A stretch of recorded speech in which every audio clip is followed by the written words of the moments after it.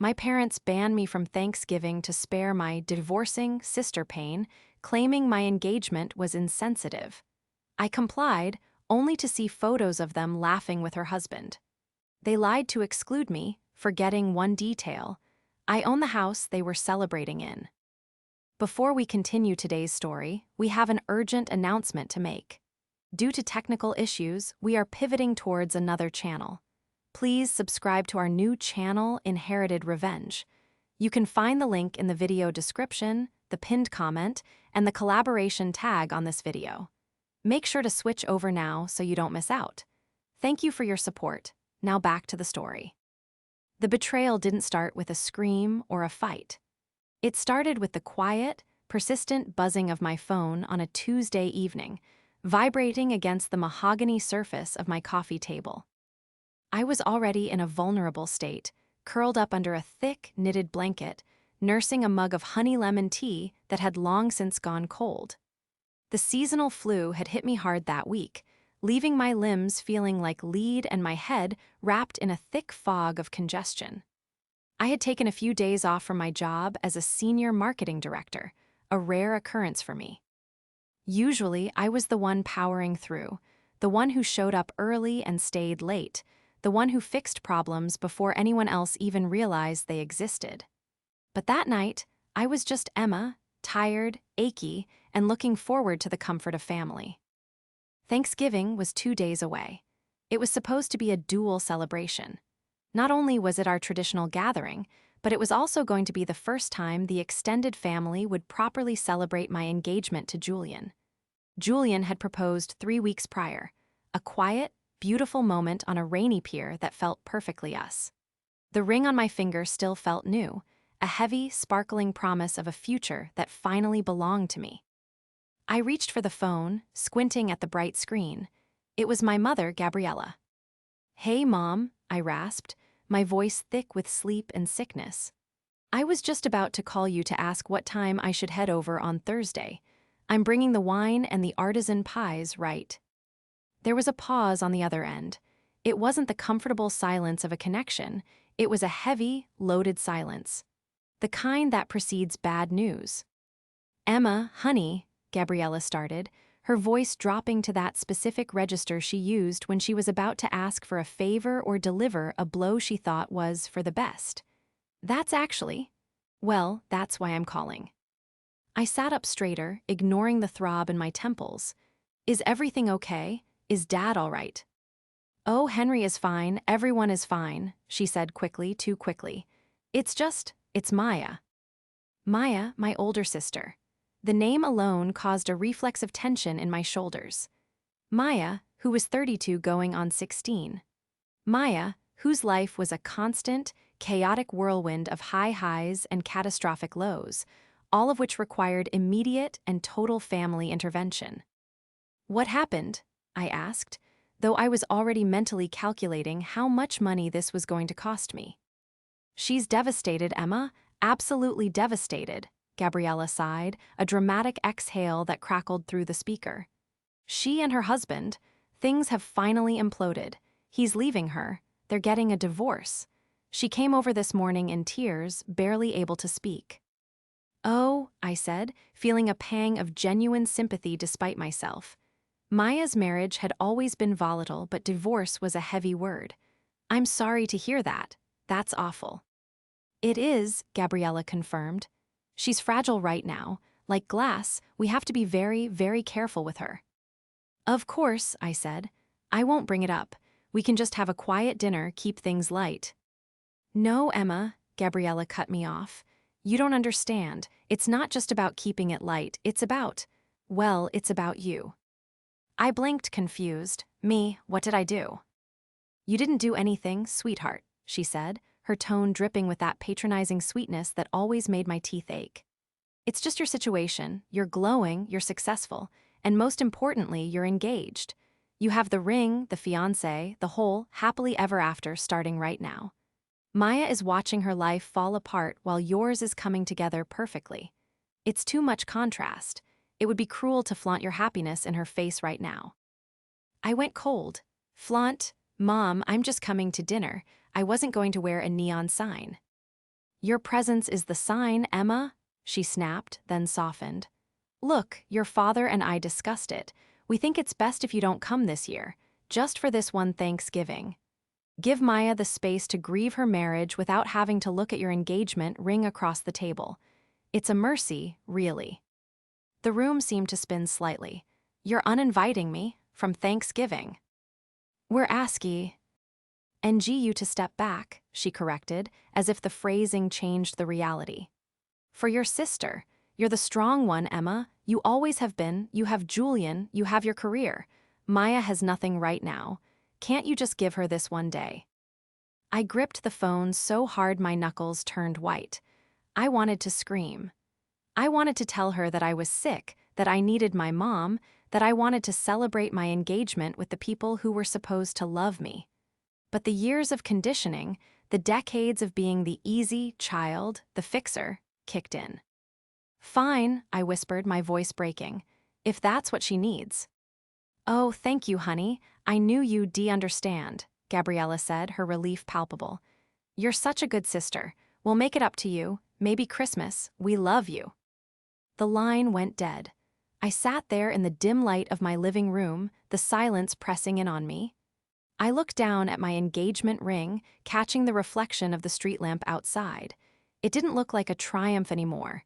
It looked like a reason for exclusion. I felt a tear slide down my feverish cheek, hot and stinging. The betrayal was worse than the diagnosis itself. The next 48 hours were a blur of physical misery and emotional oscillation. I spent Thanksgiving Day in my pajamas, the fever finally breaking but leaving me weak and hollowed out. Julian, bless him, was furious. They can't do that, Emma, he had said, pacing our kitchen floor while basting a small chicken he'd bought so we could have our own makeshift dinner. It's ridiculous. Your family, you don't kick one kid out to coddle the other. It's toxic. It's not kicking me out, I had argued weakly from my nest of blankets on the sofa. It's triage. Maya is in crisis. I'm fine. They prioritize the emergency. That's how they are. Maya is always the emergency, Julian countered, pointing a spatula at me. Since I've known you, she's had a crisis about her job, her car, her neighbor's dog, and her hair color. At some point, it's not a crisis, Emma, it's a lifestyle. I knew he was right, but admitting it felt like severing a limb. I wanted to believe that my parents were just doing their best in a difficult situation. I wanted to believe that my sacrifice mattered, that by staying away, I was genuinely helping my sister heal from a traumatic divorce. I ate the meal Julian made. It was delicious, far better than my mother's dry turkey, but the food tasted like ash in my mouth. I imagined them at the family home, a somber, quiet table, Maya weeping into her mashed potatoes, my parents consoling her. I felt a pang of guilt for even being happy with Julian while she was suffering. 2 days later, on Saturday morning, I was feeling physically better. The fog had lifted enough for me to open my laptop and catch up on some emails. Habitually, I opened a new tab and clicked on social media. I didn't post much, but I liked to see what friends were up to. The algorithm, cruel and efficient, put the photos right at the top of my feed. They were posted by my cousin, who had evidently been invited to the small, private grieving dinner. The album was titled Best Thanksgiving Ever. Family is Everything Red. My heart hammered against my ribs as I clicked the first image. There was the dining room. My dining room, technically, though I never said that out loud. The table was set with the good china. And there, sitting at the head of the table, wasn't a weeping, devastated Maya. It was a radiant Maya.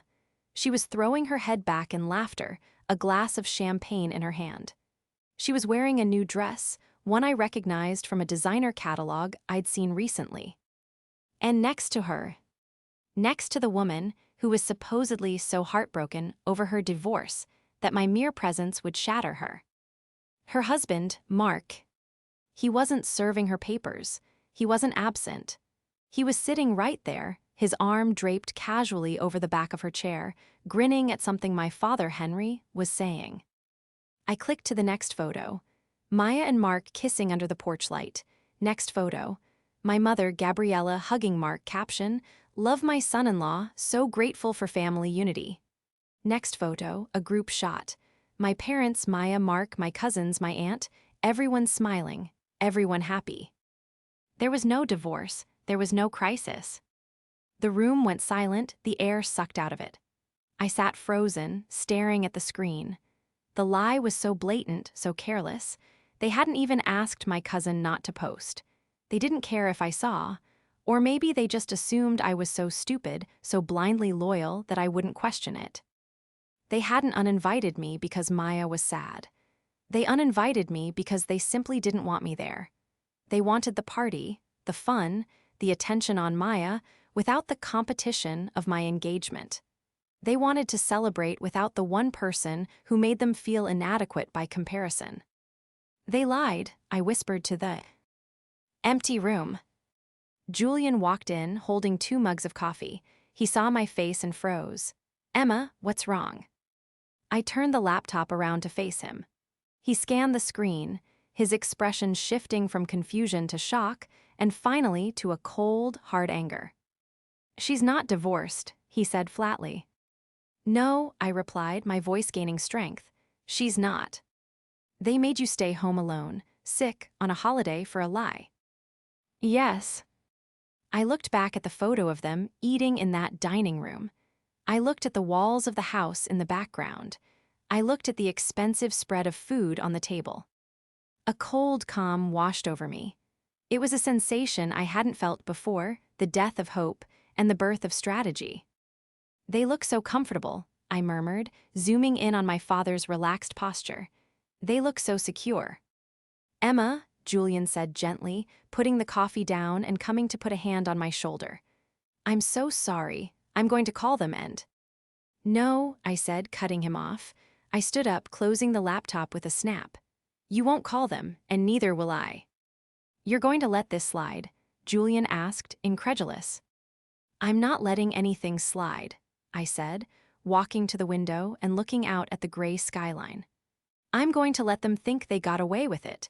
I'm going to let them think I'm the same doormat Emma who apologizes for taking up space."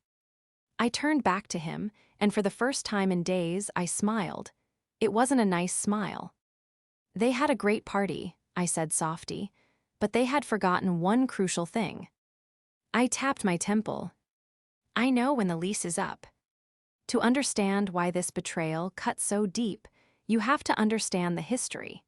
You have to understand the sheer volume of myself I had poured into the empty void that was my family's approval. I was the younger sister, but I had always been the parent. Since I was 16, I was the one filling out forms, remembering appointments, and mediating fights. My parents, Gabriella and Henry, were charming people. They were the life of the party, excellent at social gatherings, but functionally incompetent at the business of life. They were terrible with money, allergic to accountability, and prone to magical thinking. Then there was Maya. Maya was the golden child. She was beautiful, charismatic, and completely helpless. She was the sun around which my parents orbited. If Maya had a cold, the house went into lockdown. If Maya failed a test, it was the teacher's fault. If Maya crashed her car, it was the road's fault. I, on the other hand, was the utility player. I was the one who got good grades so they didn't have to worry. I was the one who got a scholarship so they didn't have to pay. I was the one who built a career in marketing, climbing the corporate ladder with bloody fingernails, just so I could have stability. And what did I do with that stability? I shared it. 3 years ago, my parents' reckless spending finally caught up with them. They were facing foreclosure on the family home, the house I grew up in, the house in those Thanksgiving photos. They were going to lose everything. Maya, of course, couldn't help. She was finding herself in Europe at the time on a trip funded by maxed-out credit cards. So I stepped in. I didn't just lend them money. I bought the house. It was a complex arrangement. I bought the property to save it from the bank, clearing their debt. I allowed them to continue living there, legally as tenants, but I never treated them like tenants. I charged them a rent that was barely a fraction of the market rate, just enough to cover property taxes and insurance, and even then, they missed payments constantly. I covered the mortgage. I paid for the new roof last year. I paid for the HVAC repair when the AC died in July. I told myself it was my duty. I told myself I was keeping the family together. But standing there, looking at the mental image of Maya laughing in my dining room, I realized I hadn't been keeping the family together. I had been financing their delusion. I needed to know more before I acted. I needed to see the enemy up close. Later that afternoon, my phone pinged. It was Maya. Message, "Hey little sis, missed you so much on Thursday. Mom said you were super contagious, so we didn't want to risk it. Hope you're feeling better." The emoji at the end was the cherry on top. I took a deep breath and replied, "Message, feeling much better, sad I missed it. How are you holding up? Mom said things were really hard with Mark." I watched the 3 dots of her typing bubble bounce for a long time. She was crafting the narrative. Message, "It's a roller coaster. We're trying to work through it. He came by for a bit just to keep up appearances for the relatives, but it's still really tense. Honestly, I'm just trying to survive right now. It's so hard seeing everyone else so happy when my life is falling apart." It was masterful. She admitted he was there to keep up appearances, to cover her tracks in case I saw photos, but she maintained the victim stance. Message, "I can imagine," I typed back. "Let me know if you need anything." Message, "Actually, since you asked, the divorce lawyer is going to need a retainer if we go through with this. And Mark froze our joint account. I don't want to ask Mom and Dad, they're already so stressed. Do you think you could spot me like $2,000 just until I get the settlement?" I stared at the phone. She was unbelievable. She was currently lying to me about a divorce that wasn't happening, to solicit money for a lawyer she didn't need, probably to fund a vacation or a new handbag she wanted. And the way she asked, so casual, so entitled, she didn't see me as a sister. She saw me as an ATM with a pulse. She looked at my career, my savings, my engagement, and she didn't feel pride. She felt hunger. She felt that because I had more, she was entitled to a slice. She was polished, she was pretty, and she was a parasite. "Julian," I called out, my voice steady. He poked his head in from the hallway. "Get the file box from the study," I said. "The one marked real estate documents." "What are you looking for?" he asked. "The lease agreement," I said, "and the clause about subletting and unauthorized occupants." "Why?" "Because," I said, typing a reply to Maya that simply said, "Let me check my finances and get back to you. I think it's time the landlord paid a visit." The file box smelled of dust and old paper, a stark contrast to the sterile, digital cruelty of the social media photos I had just seen. I sat cross-legged on the floor of my home office, the mid-afternoon sun cutting harsh lines across the scattered documents. Julian sat in the armchair behind me, silent, watching me work with a look of concern that was slowly hardening into resolve. I wasn't crying anymore. The tears had dried up somewhere between the second and third photo of Maya laughing with her ex-husband. In their place was a cold, vibrating energy, the adrenaline of a problem solver who had finally identified the root cause of the error. "Here it is," I said, my voice flat. I pulled out a thick sheaf of papers stapled at the corner. "Residential lease agreement." "You actually made them sign a lease?" Julian asked, leaning forward. "I had to," I explained, flipping through the pages. "The bank required it for the type of mortgage I took out to save the property. It was an investment property loan, technically. Mom and Dad signed it 3 years ago. They laughed when they did it. Dad made a joke about me being a slumlord. I told them it was just a formality." I ran my finger down the clauses. Clause 4, rent. Clause 9, use of premises. Clause 14, occupancy and guests. "They've been violating Clause 4 for 18 months, I muttered. "I haven't enforced the late fees or the missed payments because they're my parents. I just covered it." "And the occupancy?" Julian asked. "Guest stays limited to 14 days within a 6-month period without written consent of the landlord," I read aloud. "Mark has practically lived there on and off for years. If he's back, and judging by the photos, he never left, they are in breach. But a lease violation wasn't enough. I needed to understand the scope of the financial lie. If Maya was asking me for $2,000 for a divorce lawyer while partying with her husband, where else was the money going? I need to verify the timeline, I said, reaching for my laptop. Maya said Mark froze the accounts. She said she needs a retainer. You're not actually going to give her the money? Julian asked, his brow furrowing. No, I said, opening a spreadsheet. I'm going to bait the hook.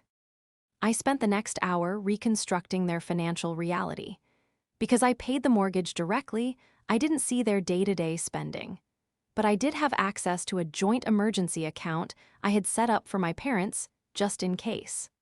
I had put $5,000 in there last year for house repairs. I logged in. Balance, $42.50. I scrolled through the transaction history. It wasn't repairs. It wasn't medical bills. Sephora, Nordstrom, Ticketmaster, a deposit for a tropical paradise travel agency.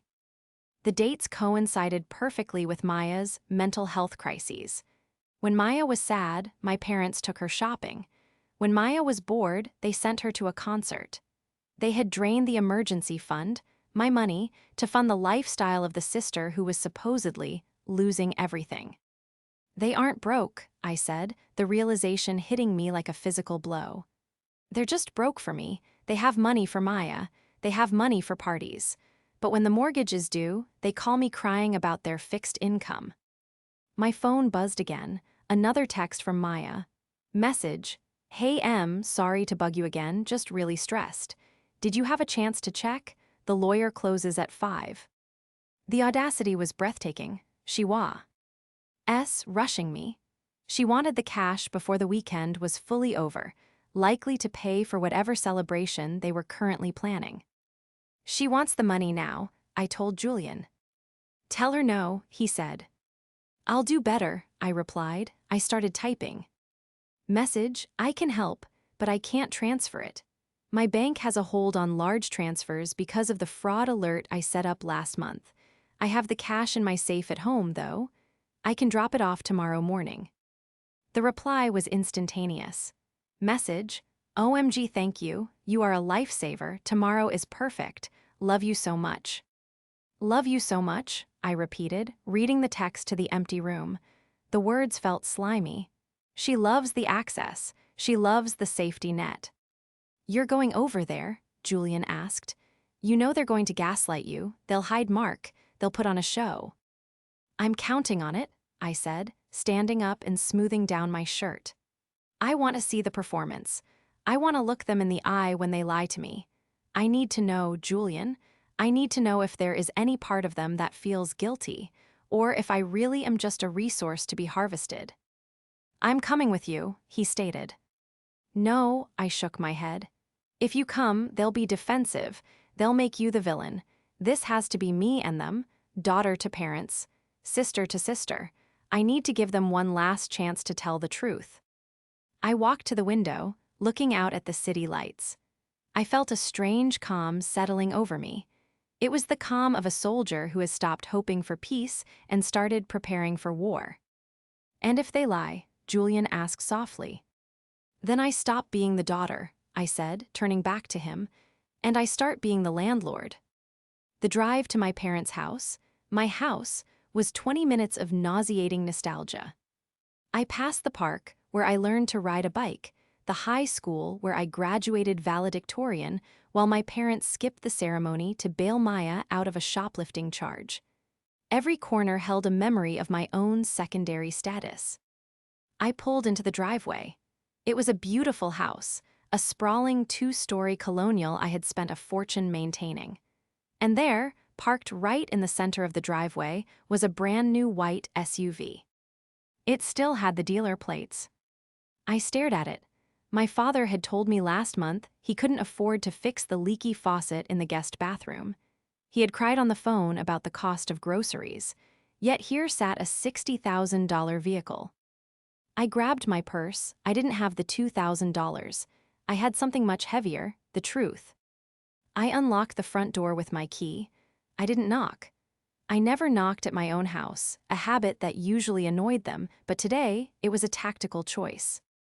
The sound of laughter drifted from the kitchen. It was that warm, raucous sound of a happy family, a sound that usually made my heart swell, but today made my stomach churn. And then he said, "Keep the ring." I heard Maya shriek with laughter. "Can you believe it?" "You deserve it, honey," my mother's voice cooed. "You deserve everything." I walked into the kitchen. The laughter died instantly. It was like someone had cut the power cord to a radio. Maya was sitting at the island, wearing a silk robe and sipping a mimosa. Mark, the ex-husband, was at the stove flipping pancakes. My parents, Gabriella and Henry, were at the table, surrounded by the remnants of a lavish brunch. Mark froze, spatula in midair. He looked at me, then at Maya, his eyes wide. "Emma," my mother gasped, standing up so quickly her chair scraped loudly against the tile. We weren't expecting you until later. You said morning, but I thought." "I said morning," I said, my voice eerily steady. I didn't shout. I didn't scream. I just stood there, clutching my purse, looking at the tableau of deception. "Hello, Mark, I thought you were moving out, or was it that you were leaving her?" Mark cleared his throat, looking down at the pancakes. Hey, Emma, we're working things out. For the kids, I mean for the family." "Working things out," I repeated. I looked at Maya. She wasn't crying. She wasn't devastated. She looked healthy, rested, and expensive. That was fast. Thursday you were suicidal. Saturday you're having pancakes. "It's complicated, Emma," Maya snapped, her defensive instincts kicking in immediately. "You wouldn't understand. Relationships are complex. We decided to try again. Is that a crime?" "No," I said, "but lying to me is." "We didn't lie," Gabriella interjected, rushing around the table to try and hug me. I took a step back, and the rejection hit her like a slap. She froze. "Emma, honey, we didn't want to confuse you. We didn't want to ruin your engagement happiness with our drama." "My engagement happiness?" I laughed, a sharp, humorless sound. "You banned me from Thanksgiving, Mom. You told me my happiness was toxic to her. You told me I had to stay away to protect her fragile state. And while I was sitting at home alone, sick, thinking I was doing the right thing, you were here, partying." I pulled my phone out and held up the photo from Facebook. "Nice dress, Maya," I said. "Is that new?" Maya rolled her eyes. "Oh my God, are you seriously stalking us online? That is so petty, Emma. Can't you just be happy that we're back together? Why do you always have to make everything about you?" "About me?" I felt the heat rising in my cheeks, the years of gaslighting finally igniting the fuel I'd been storing. "You asked me for $2,000 yesterday. You told me you needed a divorce lawyer. You told me Mark froze your accounts." "I did need it," Maya yelled. For counseling, for therapy, it's practically the same thing." "And the SUV in the driveway," I pointed toward the garage. "Whose is that?" "That's Mark's," my father, Henry, spoke up for the first time.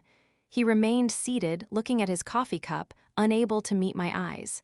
"He got a new job. It's a signing bonus." "A signing bonus," I nodded.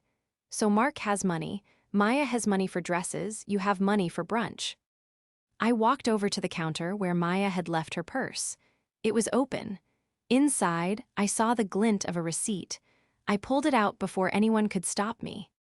"Hey, give that back," Maya shrieked, jumping off the stool. I held it out of reach. It was from the jewelry store, a receipt for a watch, $1,800, dated yesterday. "You bought a watch," I said, looking at her. "You asked me for $2,000 for a lawyer, and you bought a watch." "It was a reconciliation gift for Mark," Maya screamed, trying to grab the paper. "God, you are such a miser. You have a six-figure job, Emma. You have a rich fiancé. What is $2,000 to you? Why are you so obsessed with money?" "Because it's my money." I slammed the receipt onto the counter. "I pay the mortgage on this house, Maya. I pay for the roof over your head. I filled the emergency fund that you all drained to buy concert tickets and makeup." The room went deadly silent. My parents looked at each other. They didn't know I knew about the emergency fund. You check the account, Gabriella whispered, her face paling. Yes, I said, I checked everything. Emma, that money was. We intended to pay it back, Henry stammered. We just had some expenses. Maya needed. Maya needed, Maya needed, Maya needed, I chanted, my voice trembling with rage. What about what I needed? I needed my family on Thanksgiving. I needed my parents to be proud of me, not hide me away like a dirty secret because my success makes Maya feel insecure. We are proud of you, Gabriella cried, tears finally springing to her eyes. But you're strong, Emma. You can handle things. Maya needs us more. She doesn't need you, I said, looking at my sister, who was glaring at me with pure hatred. She's 32 years old. She needs to grow up. And you're not helping her. You're feeding the monster. Don't you call your sister a monster? Henry stood up, his face red. You are being incredibly disrespectful. You come into our house, throwing accusations. Stop, I said. I held up a hand. Say that again. Whose house? Our house, Henry said firmly. This is our home. I looked at him. I looked at the man who had taught me to ride a bike, the man who I had idolized as a child. And I saw a stranger. A stranger who was comfortable living on my charity while spitting in my face. No, Dad, I said softly. It's not. The silence that followed my declaration was different. It wasn't the silence of shock. It was the silence of a power shift they refused to acknowledge. Don't be ridiculous, Gabriella said, wiping her eyes with a napkin.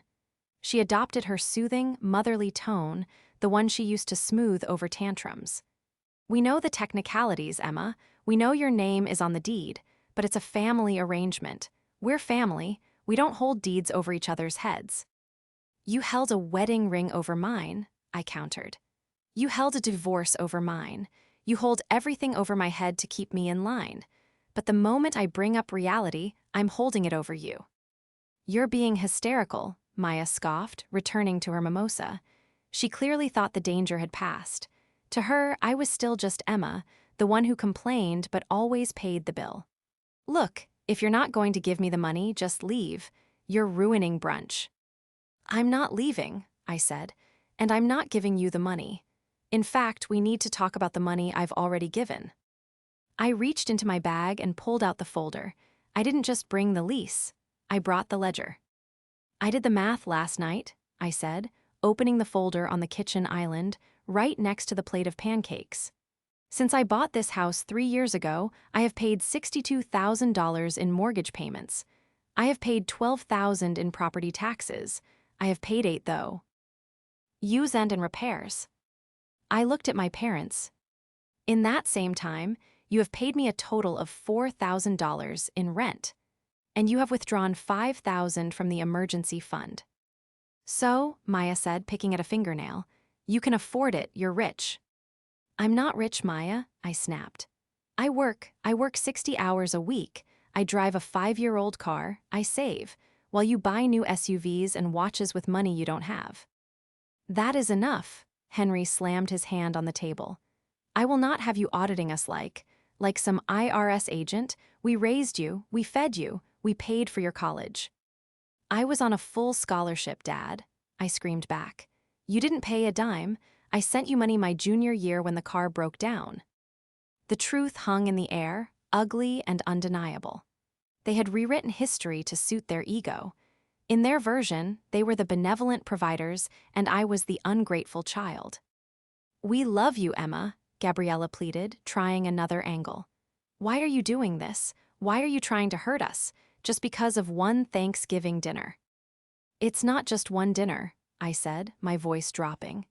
It's the lie. It's the fact that you looked me in the eye and told me my happiness was a burden. And then I come here and find out that Maya's tragedy was a fabrication. I turned to Mark. And you're living here, aren't you? Mark looked at Henry, then at me. I mean, I stay over sometimes. Clause 14, I said. Unauthorized occupants. The lease states that any guest staying more than 14 days must be approved by the landlord. You've been here for months. You're citing a lease, Henry laughed, a cruel, mocking sound. To your parents, you're unbelievable, you have no heart. I have a heart, I said, tears finally pricking my eyes. That's the problem. I have a heart that keeps breaking every time I realize you don't love me. You love what I provide. That is not true, Gabriella sobbed. Then prove it, I said. I pointed to the door. Ask Mark to leave, right now. If this is about family and respecting me, ask the man who has been living here rent-free in violation of the lease to leave. Show me that you respect my boundaries. The room froze. It was the ultimate test. Choose the daughter who pays the bills or the daughter and her husband who drains them. My mother looked at Mark. She looked at Maya, whose face was twisted in a scowl. Then she looked at me. We can't do that, Emma, she whispered. He's family. And what am I asked. You're being unreasonable, she said, looking away. We can't kick him out on the street.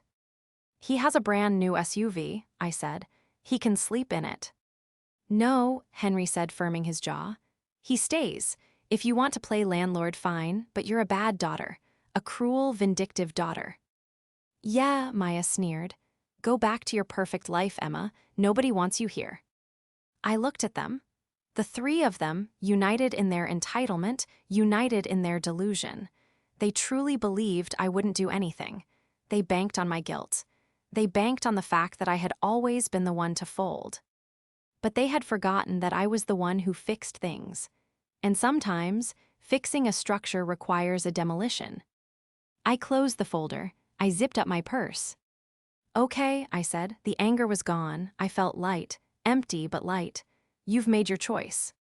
Where are you going? Gabriella asked, a hint of panic entering her voice as she sensed the shift in my demeanor.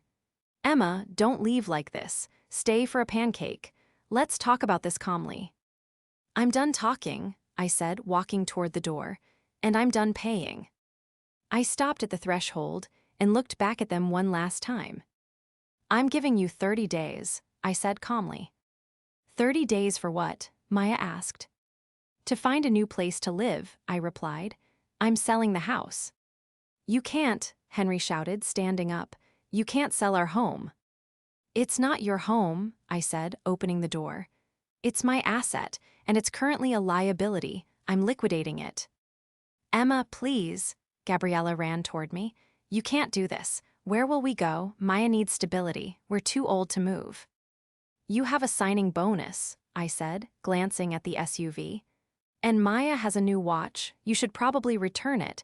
You're going to need the deposit. I stepped out onto the porch and closed the door. I could hear the screaming start instantly from inside, Maya shrieking, my father shouting, my mother wailing. I walked to my car, my legs shaking, my heart pounding. But as I sat in the driver's seat and turned the key, I didn't cry. I took a deep breath of the crisp autumn air.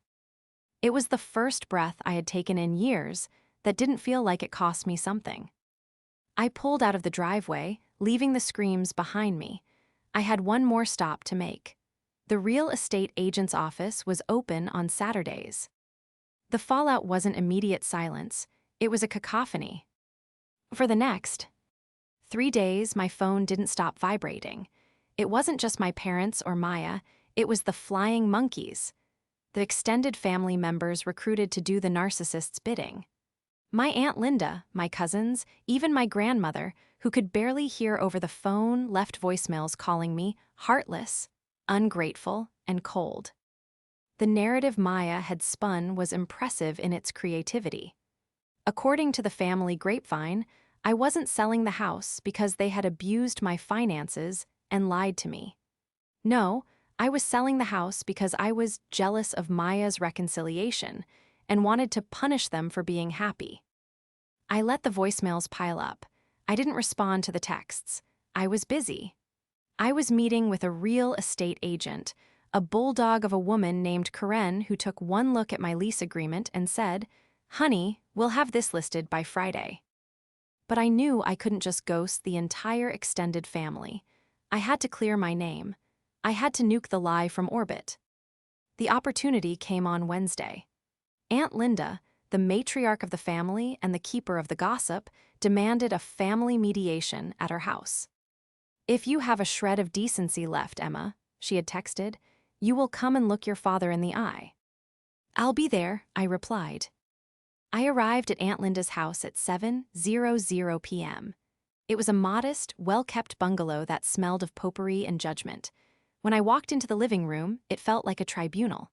My parents, Henry and Gabriella, were sitting on the love seat, looking frail and tragic. Maya was curled up in the oversized armchair, clutching a tissue, her eyes red-rimmed, a performance worthy of an Academy Award. Mark was there too, standing protectively behind her, looking solemn. Aunt Linda and Uncle Mike sat across from them, arms crossed. "Sit down, Emma," Aunt Linda said, pointing to a hard wooden chair in the center of the room, the accused's chair. I remained standing. I was holding a thick, black binder. "I'm comfortable standing, thanks," I said, my voice steady. Julian was waiting in the car outside. I had told him this was something I had to do alone, but knowing he was 10 yards away gave me strength. "Emma," my father began, his voice trembling. "We just want to understand. Why are you doing this? Why are you throwing us out on the street? Is it really because we didn't invite you to Thanksgiving?" "It's not about Thanksgiving, Dad," I said. "Then what is it?" Aunt Linda snapped. "Because from where I'm sitting, it looks like you're having a tantrum. Your sister is going through a difficult time, trying to save her marriage, and you decide to sell their home? It's vindictive." "It's not their home," I corrected. "It's my house, and I'm selling it because I can no longer afford to subsidize people who lie to me and steal from me." "Steal?" Maya shot up, the tissue dropping. "How dare you? We never stole anything. You gave us that money." "Did I?" I opened the binder. I didn't shout. I didn't cry. I simply walked over to the coffee table and laid the binder open. "Aunt Linda," I said, turning to her. "Last July, Mom called you crying, didn't she? She said the furnace had broken and they were freezing. She asked to borrow $3,000. Linda blinked, surprised. "Well, yes, that was a loan. They're paying me back." "They aren't," I said, "because the furnace didn't break. I replaced the HVAC system in June. I paid for it in full. Here is the invoice from the contractor." I slapped the paper onto the table. Linda looked at it, then at my parents. Henry shifted uncomfortably. "And here," I continued, flipping the page, "is a credit card statement from that same week in July. $3,000 charged to a luxury spa weekend in Napa for 3 guests." I looked at Maya. Was the massage relaxing, Maya? That's private," Maya shrieked. "It's not private when you use stolen money," I said, my voice rising. "Uncle Mike," I turned to him. "You co-signed a loan for Mark's business venture last year, right? $5,000. Mike nodded slowly, his eyes narrowing. "Yeah, he said he needed inventory." "Here is Mark's bank statement," I said, placing another document down. The day the loan hit, $5,000 was transferred to DraftKings and a lease payment for a BMW. Mark turned pale. "Where did you get that?" "You left your laptop logged in at the house," I said. "My house." I turned back to the room. "They haven't paid rent in 18 months. I have paid the mortgage, the taxes, the repairs. I set up an emergency fund for them, which they drained to buy concert tickets and designer clothes. And when I asked for one day of respect, Thanksgiving, they lied to me so they could party without feeling guilty about using me." "That's not true," Gabriella cried, but she sounded smaller now. "We just wanted everyone to be happy." "No, Mom," I said, looking her dead in the eye. "You wanted Maya to be happy. I was just tea." "He wallet." I pulled out the final piece of evidence, the picture of the SUV and the receipt for the watch. "Maya asked me for $2,000 for a divorce lawyer 2 days ago," I told the room. "She said she was destitute. She said Mark had left her. This is a receipt for an $1,800 watch she bought him yesterday." I looked at Aunt Linda. "Does that look like a woman who needs your sympathy, or does that look like a con artist?" The silence in the room was absolute. The air was heavy with the sudden, crushing weight of the truth. Aunt Linda picked up the receipt. She looked at the date. She looked at the amount. Then she looked at her sister, my mother. "Gabriella," Linda said, her voice dangerously quiet, You told me you couldn't afford insulin. We were tight that month, my mother stammered. But you bought a watch, Linda asked, her voice rising to a shout. You let me send you money from my retirement fund, and you bought a watch. It was for Mark, Gabriella wailed, to save the marriage. Get out, Uncle Mike said. He wasn't looking at me. He was looking at my parents. Mike, please, Henry started. I said get out, Mike roared, standing up. You lied to us, you used us, and you treated your daughter like garbage. Maya tried one last Hail Mary. She threw herself onto the floor, sobbing loudly. You're all monsters. Emma manipulated the papers. She's lying, she hates me. But nobody moved to comfort her. The spell was broken. For 30 years, Maya's tears had been currency. Today, thanks to the cold, hard receipts in that binder, they were worthless inflation. I closed the binder. I didn't need to say anything else. I picked it up, turned around, and walked to the door. Emma, wait, my father called out, desperation in his voice. We can fix this. Don't sell the house. We'll pay rent, we promise. I stopped, my hand on the doorknob. I looked back at the family that had drained me dry. You can't afford the rent, Dad, I said softly. The market rate for integrity is way out of your budget. I walked out into the cool night air. Julian was waiting by the car. He saw my face, not tear-stained but fierce, and he just nodded. Done, he asked. Done, I said. The next 30 days were a blur of logistics and liberation. I didn't communicate with my parents directly. I hired a property manager to handle the eviction process. It cost me an extra month's fee, but the silence was worth every penny. The reports from the property manager were colorful.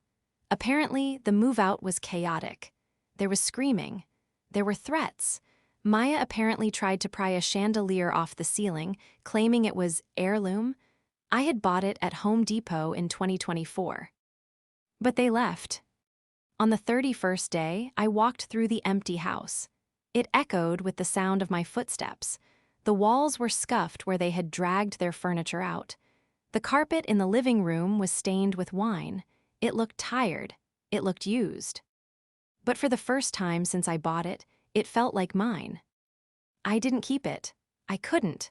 The ghosts of my childhood trauma were painted into the drywall. I sold it to a nice young couple who saw it as a starter home, not a prison. The market was hot. I made a profit, even after paying off the mortgage and the agent fees. The money from the sale didn't go into a family trust. It didn't go into a bailout fund. I used it to pay for my wedding. Our wedding was small. It was intimate. It was held in a garden blooming with late spring flowers. There were no designated seats for the parents of the bride. There was no golden child sister making a scene or wearing white to upstage me. Just me, Julian, and the people who actually loved us. Right before the ceremony, as I was adjusting my veil in the bridal suite, there was a knock on the door. It was Julian. He was holding an envelope. This was dropped off at the front gate, he said, his expression guarded. Security didn't let them in, obviously, but they asked me to give it to you. I recognized the handwriting immediately. It was my mother's script, looping and frantic. I took the envelope. I could feel the weight of it. Inside, I knew would be pages of guilt. There would be non-apologies. I'm sorry you feel that way. There would be excuses. And inevitably at the bottom, there would be a request. A small loan to help them with the deposit on their new apartment, which I had heard through the grapevine was a cramped 2-bedroom walk-up in a bad part of town. I looked at the envelope. I thought about the Thanksgiving I spent alone.